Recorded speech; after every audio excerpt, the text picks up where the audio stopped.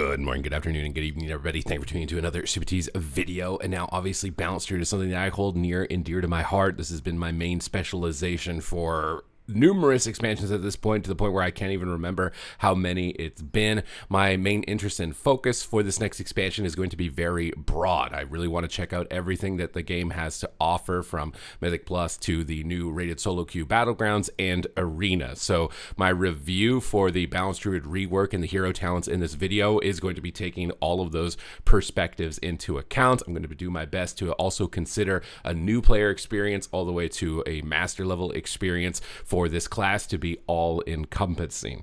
So the main thing that you're going to notice is that basically your talent trees have been completely redone. The Druid one specifically on the left has been completely redone.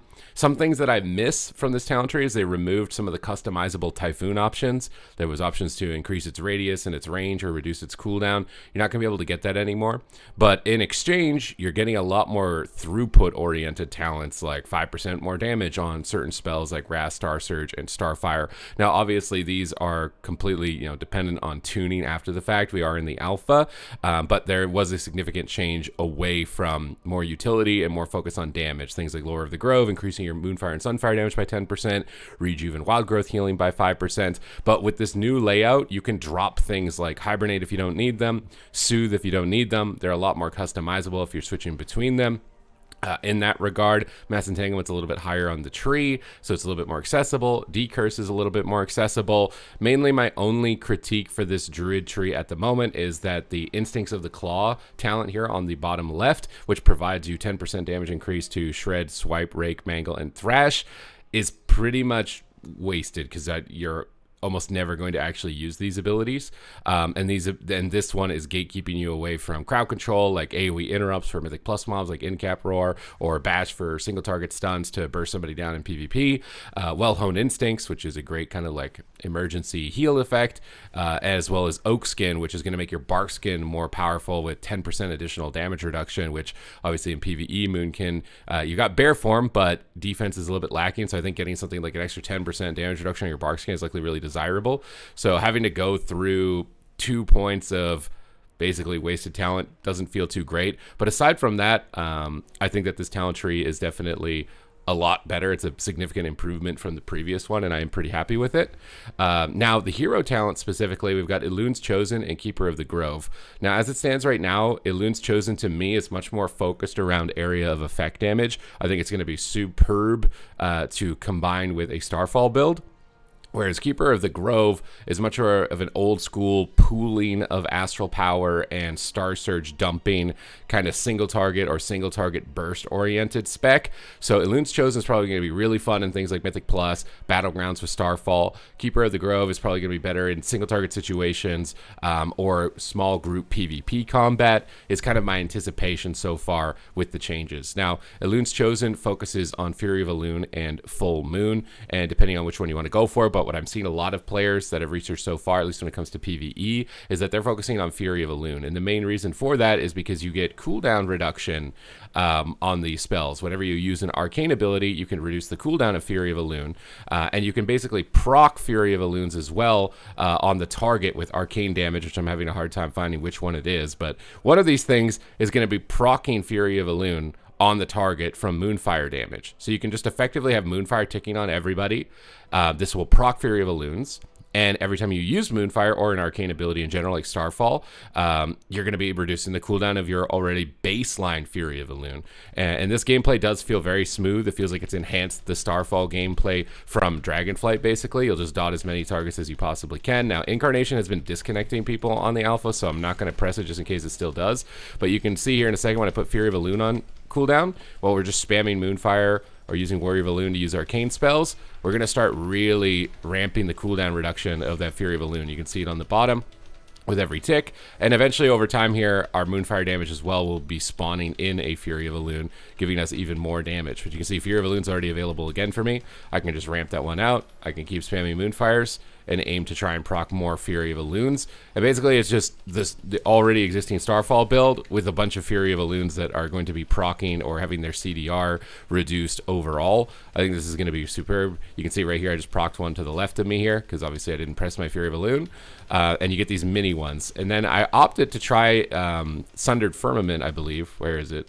It's when you rotate eclipses, you can also summon in a Fury of Elune basically every second eclipse. So they end up deleting that in a recent rework. They might have ended up deleting that in a recent rework. I'm trying to find it here on the talent tree. I actually can't find it. Did they actually delete Stellar Firmament? Am I losing it? Oh no, it's right here. Orbit Breaker. Okay, so I actually didn't respec it. So this is why I'm not getting the full gas of this Fury of Elune build. Is because you can run Sundered Firmament, which is every other eclipse, you're going to get another Fury of Elune. So you can just get more and more Fury of Elunes, keep spamming out the Moonfires, keep spamming out Arcane spells, keep your Fury of Elune on cooldown, keep rotating through Onus Clarity, which I really like. It's just going to make it, if you use Starfall as a chance to make your Star Surge free and vice versa, because it's just really nice for, using Arcane abilities to reduce the cooldown of our Fury of Elune, really nice for just Astral Power in general. As it is the start of a new expansion, our stats are likely going to be capped a little bit more than other ones, and we can just kind of keep rotating between this, spamming out Moonfires. This is a build that I've played multiple times through Dragonflight, and it looks like it's just going to be basically enhanced even further from where it was. I'm expecting that this one will likely be very fun. It's going to do a lot of AoE cleave damage in situations like Mythic Plus and Battlegrounds. Specifically, it might be viable in smaller group content like Arena as well, and I've seen a lot of the Druid players are a lot more satisfied with this build, I think, than the next one that we're going to be getting into here in a second.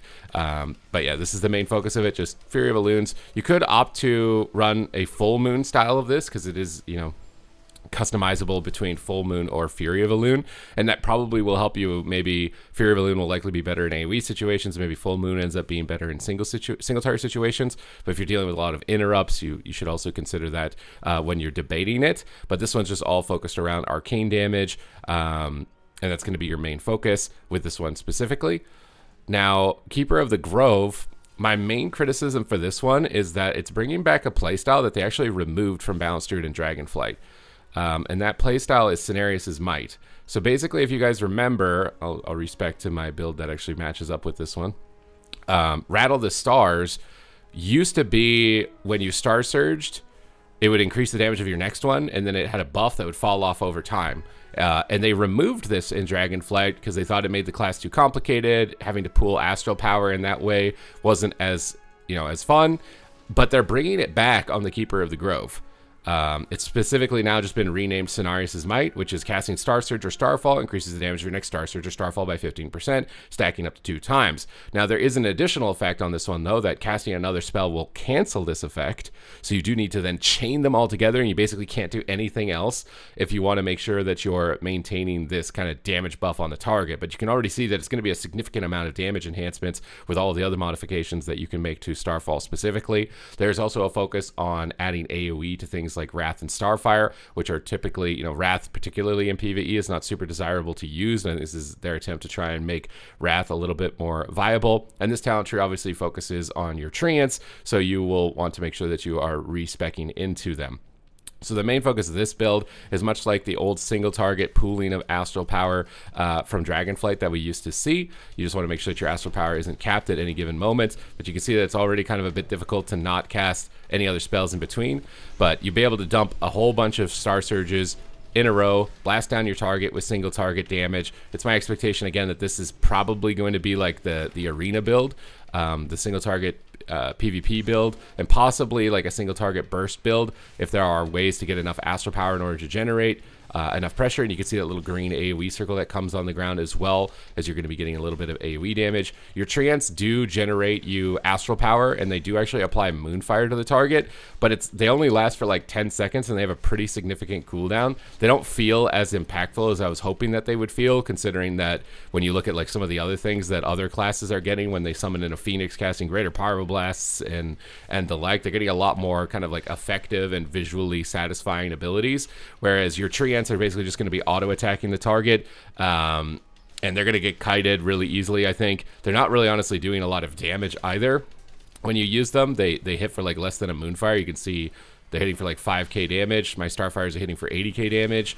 We can see that extra AoE that I'm getting, but they do generate you quite a significant amount of astral power. So combining the force of nature with something like Fury of Elune at the same time, right when you get into an eclipse or during your celestial alignment, is going to give you a huge amount of star surges that you can just spam all in a row right after each other. Now, you also do get instant regrowths with this build, and this is another reason why I think this is going to kind of be like the arena PvP build, because giving you access to instant healing is always something that is desirable when it comes to PvP situations. It also does make other talents on your baseline tree likely a little more desirable, things like Forest Walk, which increases your movement speed when you have regrowth active to give you a little bit of extra mobility on fights without having to necessarily shapeshift in order to get that added mobility, which is nice because typically regrowth can kind of be very cumbersome in order to incorporate actually into your rotation without it like totally damaging whether you're doing damage or not. But for me, I feel like a lot of druids that I've seen so far that I've talked to from PvE, somebody like Nagura, for example, I think we both agree that like the treants just aren't that interesting the way that they are. It's a very significantly long cooldown with not a lot of uptime. They don't really like add a lot of damage visually. They kind of just overlap your moonfires with what you're doing. I guess you could just say that they apply moonfire for you so you can save the global on the ramp, I guess, would be the one thing for them specifically. But they're just not as cool, like I feel like the other minions that get summoned in with these hero talent trees offer at least like a little bit of extra things like utility, and these guys just aren't really offering you that, unfortunately. Now, I do expect that these builds will be powerful. I think that the Fury of the Elune's chosen Starfall build with these Fury of Elunes proccing around is going to be very functional and competitive. I think the Keeper of Grove playstyle with the instant healing that it's getting is likely going to be also a competitive option. So if you're worrying about like competitive viability, I think that these builds are going to deliver on it. This is me kind of being nitpicky that the treants in their current iteration are just not as dynamic or as cool as a lot of the other hero talent trees that I'm seeing in terms of minions so far. But that's basically it. That's my review for the hero talents. Those are my thoughts for everything that's coming into the next expansion so far. What do you think? Let me know in the comments down below. Which specializations should I check out next? If you want to make sure that you're staying up to date with news related to World of Warcraft, then smash the subscribe button. Your support is greatly appreciated.